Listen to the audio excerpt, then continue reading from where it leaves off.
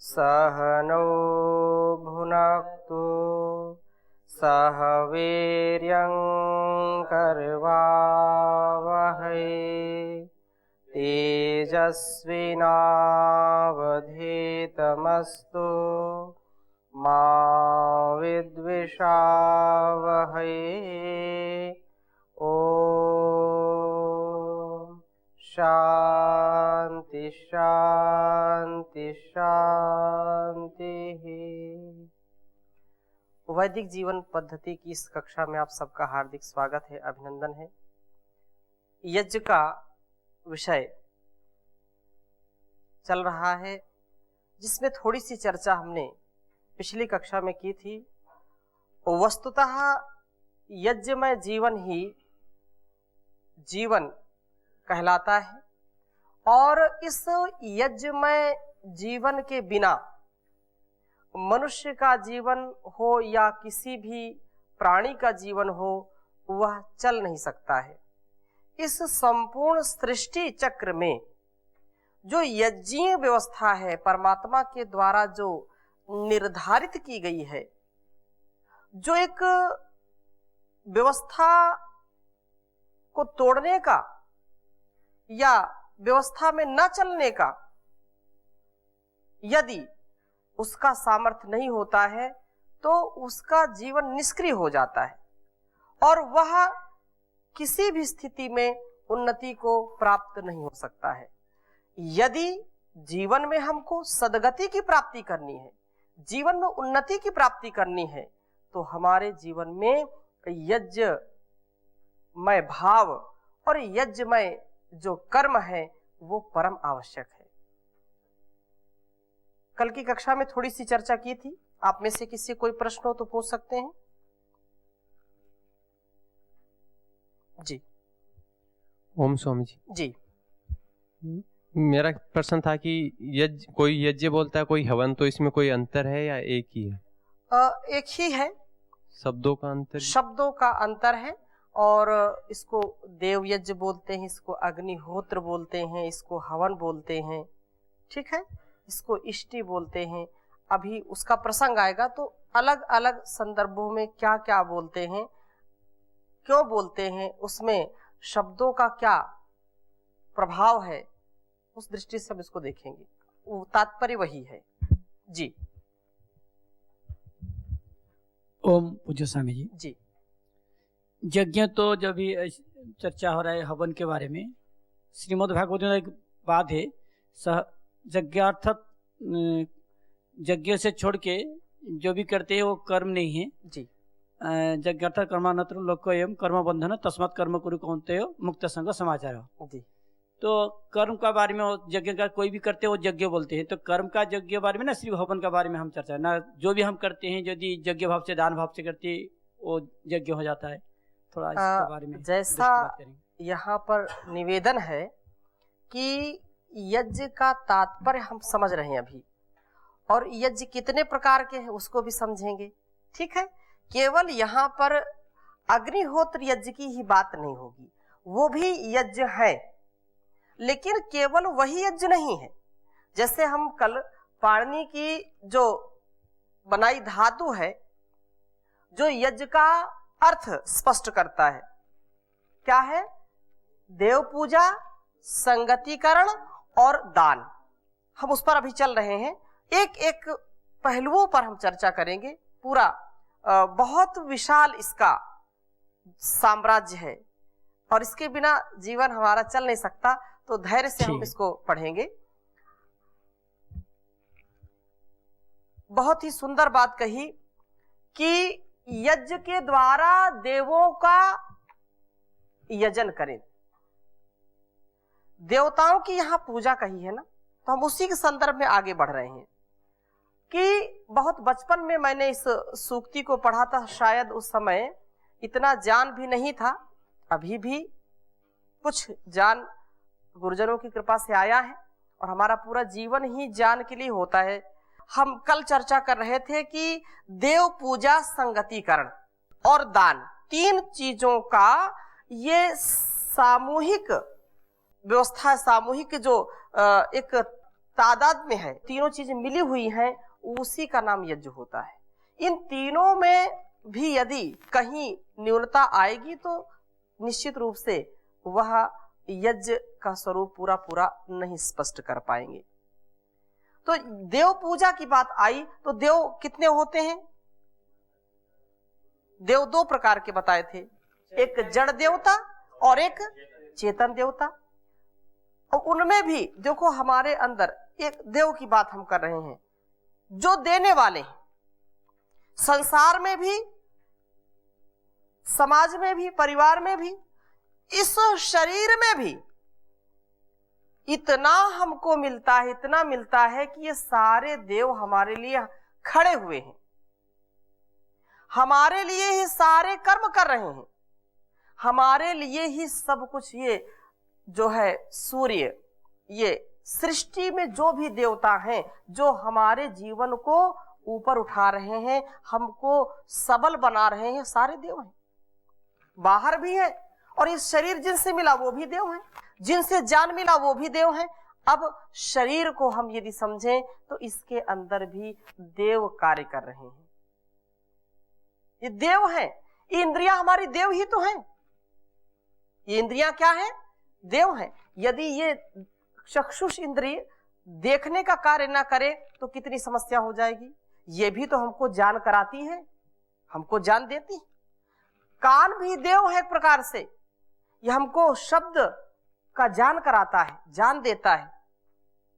ये हमारे हाथ, हमारी रसना, यदि रसना अपना कार्य करना छोड़ दे तो आपको पता नहीं चलेगा खट्टा मीठा चरपरा, कुछ पता चलेगा? कुछ नहीं पता चलेगा। तो ये हमारी इंद्रियां भी क्या है? देव है। और देवों का हम सत्कार करें, देवों का यथोचित सत्कार करें। आंखों की सुरक्षा के लिए, आंखों की जो है स्वास्थ्यता के लिए, निरोगता के लिए हमको कार्य करना चाहिए कि नहीं? ये हमारा जो पेट है इसमें भी कितने देवता काम कर रहे हैं। कल्पना करिए आप, सारा संसार गिव एंड टेक के ऊपर चल रहा है। देही में ददामिते, एक हाथ से लेते हैं और दूसरे हाथ से उसको देते हैं। ये हस्त है, क्योंकि बहुत अच्छा विषय है ये। यज्ञ को हम यदि समझ लें, मैं निवेदन करना चाहूंगा कि प्रत्येक घर में जो परंपरा यज्ञ की थी वो इसीलिए थी कि जिसने यज्ञ को समझ लिया उसने समझो जीवन को समझ लिया, जिसने यज्ञ को समझ लिया उसने जगत को समझ लिया, और जिसने यज्ञ को नहीं समझा तो न जीवन समझ पाएगा न जगत को समझ पाएगा।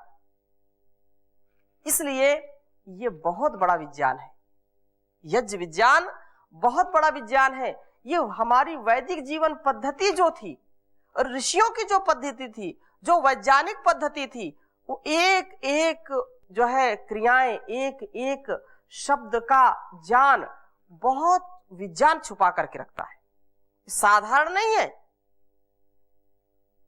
तो मैं चर्चा कर रहा था कि देव, तो ये देव जो संगतिकरण है ना, वो देव पूजा, उसकी मैं चर्चा पहले कर रहा हूं कि देव पूजा में कहा कि देवो भूत्वा यजे देवम।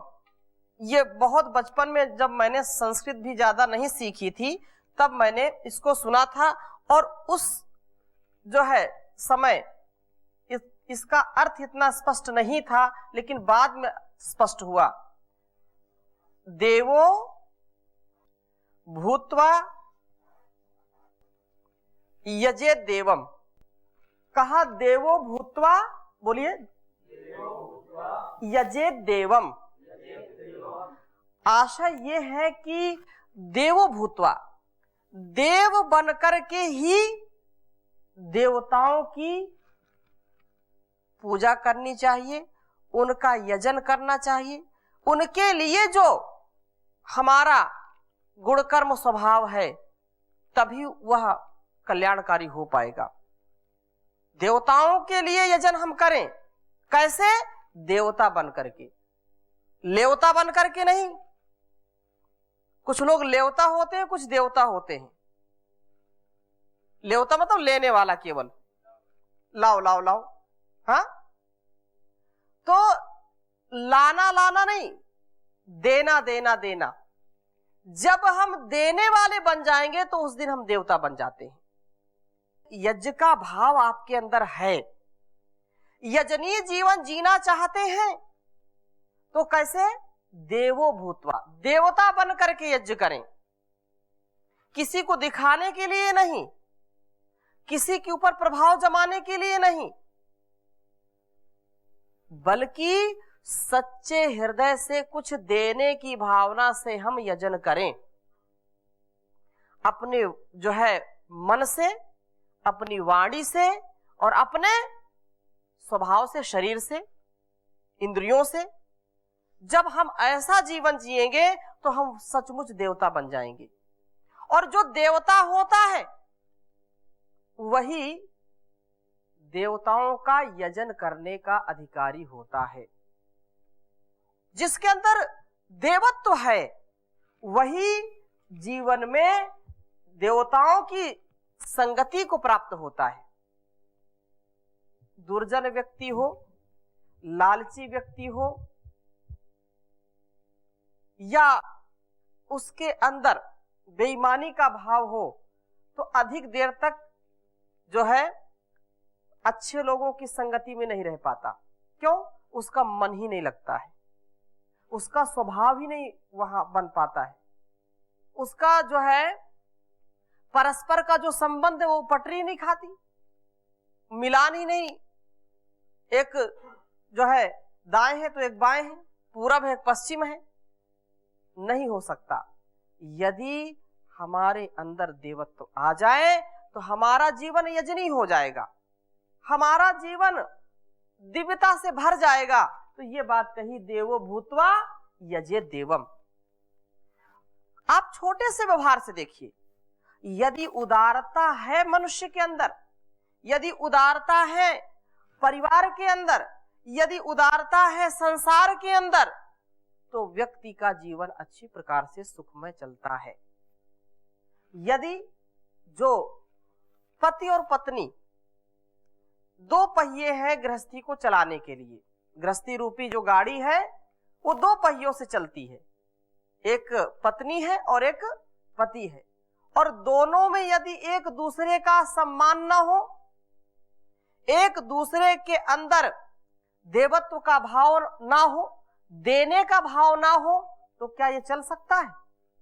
परिवार कभी चल सकता है? नहीं चल सकता है।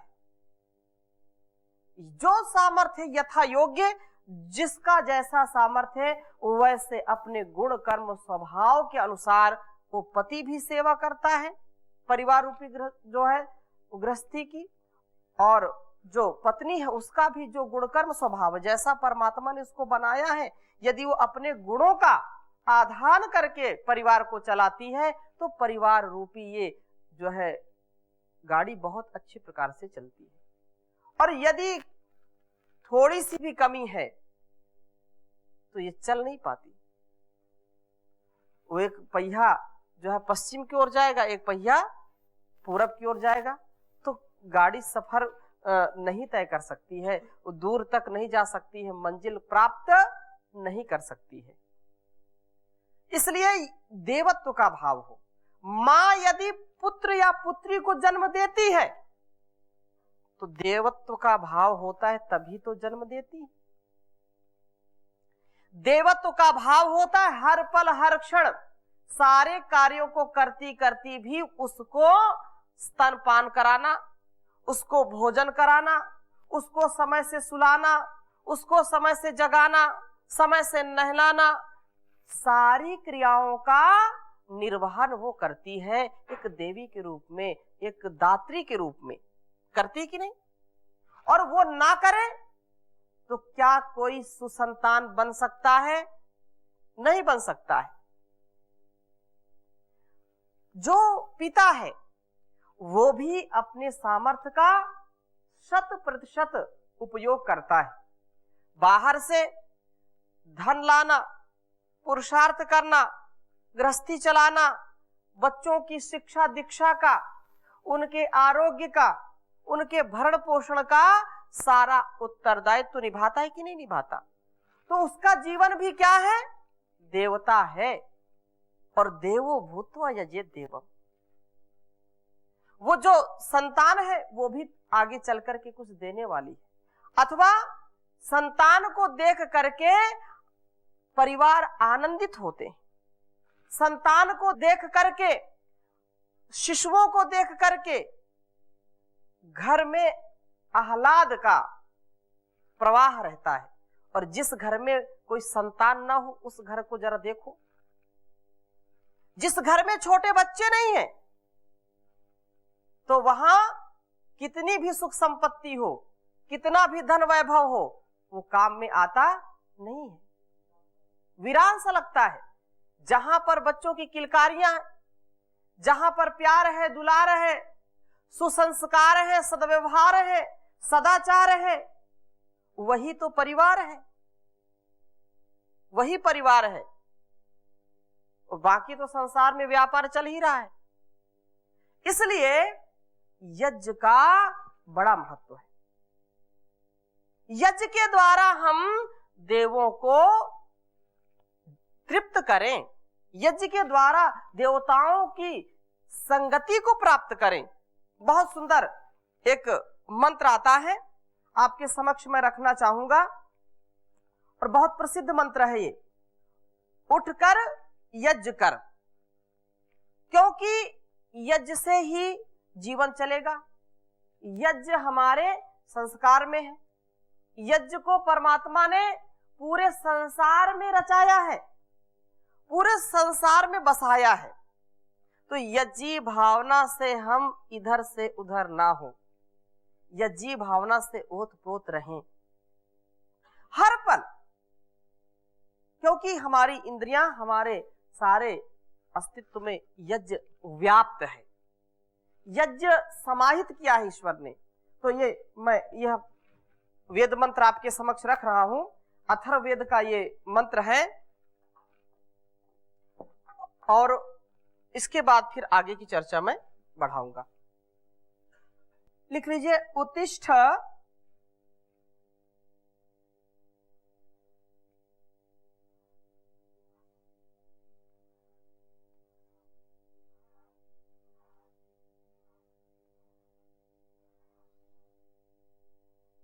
उत्तिष्ठ उत्तिष्ठ ब्रह्मणस्पते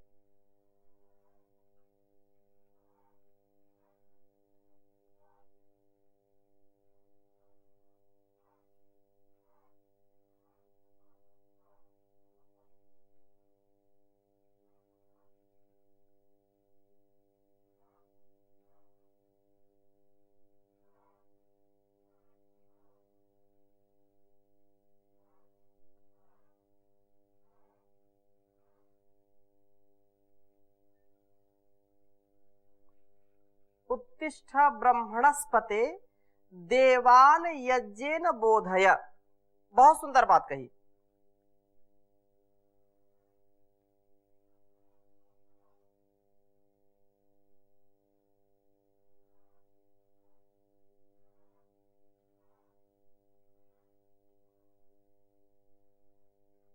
देवान यज्ञेन बोधय।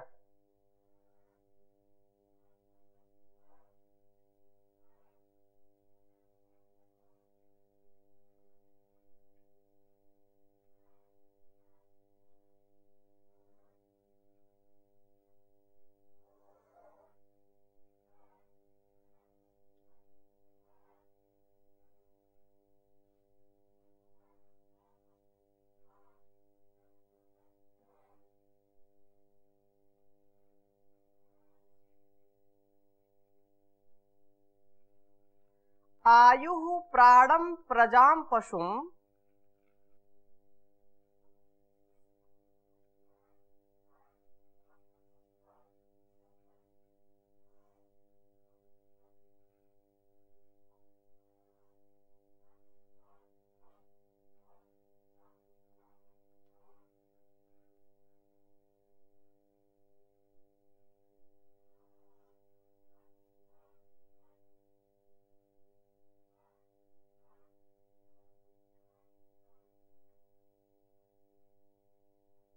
आयुः प्राणं प्रजां पशुम्।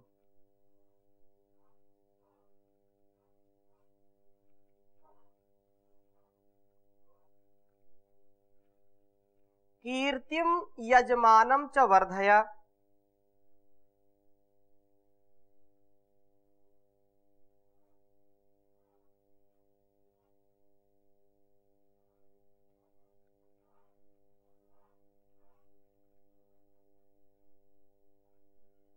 कीर्तिं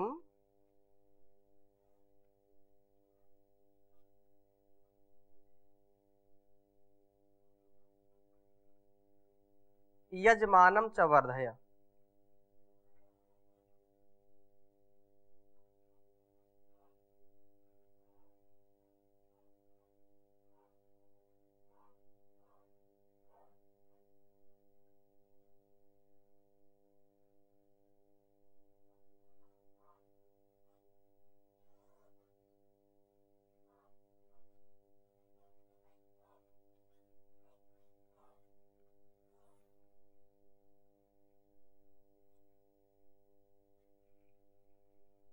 उच्चारण करेंगे।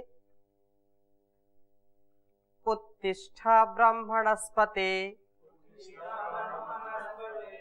देवान् यज्ञेन बोधय।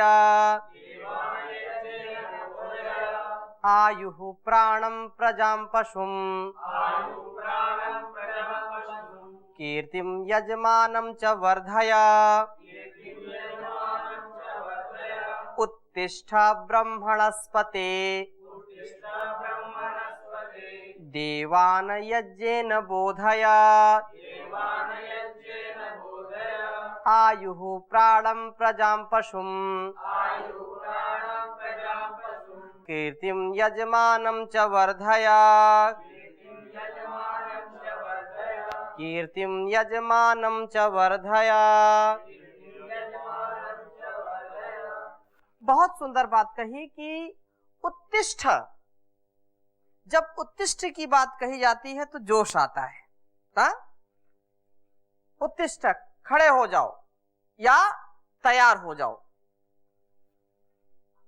उत्तिष्ठ ये ईश वचन है, ये ईश्वर का आदेश है, निर्देश है, ये उनका उपदेश है हमारे लिए। उत्तिष्ठ अर्थात हे ज्ञान के स्वामिन, उत्तिष्ठ उठ, ज्ञान के स्वामिन, यज्ञ के द्वारा देवान। उत्तिष्ठ ब्रह्मणस्पते, मैं अन्वय करके यदि बोलूं तो ब्रह्मणस्पते हे ज्ञान के स्वामिन, उत्तिष्ठ उठ, यज्ञेन यज्ञ के द्वारा, देवान देवों को, बोधय, बोधय अर्थात जगा। आयु प्राणम, आयु और प्राण को, प्रजाम संतान और पशुम पशुओं को, कीर्तिम च और यश को, यजमानम यजमान को वर्धय बढ़ा। ये उपदेश कर रहे हैं किनके लिए? जो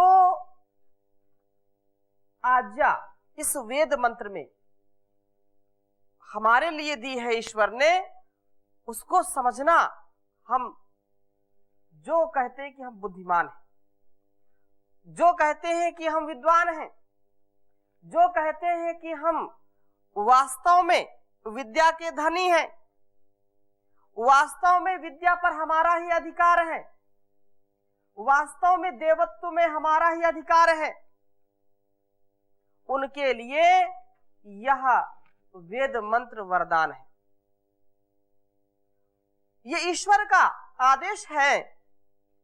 क्या है कि ब्रह्मणस्पति, यहां पर जो आया उत्तिष्ठ ब्रह्मणस्पते, उसके लिए है कि ब्रह्मणस्पति में ब्रह्मा, ब्रह्मणा और पति, ये दो शब्द इसमें मिले हुए हैं।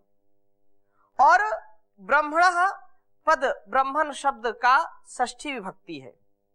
ब्रह्मण शब्द मूल शब्द है और ब्रह्मणा उसकी षष्ठी विभक्ति है। तो ब्रह्मण शब्द के अनेक अर्थ हैं, उनमें से चतुर्वेदविद जो ब्राह्मण है उसके लिए भी ये विशेष बात कही कि यह ब्राह्मण शब्द जो होता है वो चतुर्वेदविद कहलाता है। जो चारों वेदों का जो जाता है, जो विद्वान है, उसके लिए बात आई है। इसलिए मैंने पहले ही कहा कि जो जिनको ये विशेष है कि नहीं, मुझसे ज्यादा विद्वान तो कोई है ही नहीं, तो उनके लिए विशेष बात यहाँ पर कही जा रही है कि ज्ञान, अन्न और यज्ञ महान ये मुख्य है। ये मतलब जो अर्थ इसके हैं, ब्राह्मण शब्द का जो अर्थ है वो चतुर्वेदविद एक अर्थ हो गया, दूसरा ज्ञान हो गया, तीसरा अन्न, यज्ञ और महान, ये मुख्य अर्थ उसमें है। हमारा प्रयोजन यहाँ पर जो ब्रह्मणस्पते का है तो इतने ही अर्थ में सिद्ध हो जाता है कि चारों वेदों के जानने वालों का जो पति है, ज्ञान का पति है, अन्न का पति है, यज्ञ रक्षक तथा महान बड़ों का पति ब्रह्मणस्पति जो होता है उसके लिए है। तो मंत्र में ब्रह्मणस्पति को संबोधन करके ये कहा कि ब्रह्मणस्पते उत्तिष्ठ, खड़ा हो जा, उठ जा। क्यों? क्योंकि यहां पर यह है कि उत्तिष्ठ, उत्तिष्ठ का अर्थ साधारण में क्या होता है? उठ, खड़ा हो जा या खड़ा हो, उन्नत हो। तो कोई बैठा है, धराशायी है, तभी तो उसको बोलेंगे उठ, आगे बढ़, खड़ा हो जा। और उठेगा तो चलेगा ही, उठेगा तो कुछ ना कुछ करेगा। और यदि पड़ा है चारों खाने चित्त तो कैसे कार्य करेगा? नहीं करेगा ना।